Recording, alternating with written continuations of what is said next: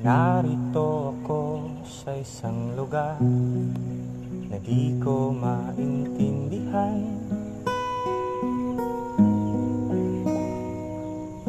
Nakikipagsapalaran sa buhay na ang hantungan ay kawalan. Denumero ang galaw ng tao, bawat gawin ay may presyo. O narito ako sa isang lugar na di ko maintindihan. Daing ng tao'y di pinapansin, nililipad ng hangin.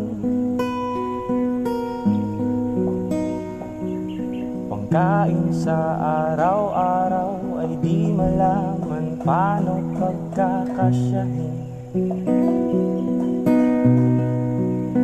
Lalong yumayaman ang mga mayaman, lalong naghihirap ang mga mahirap.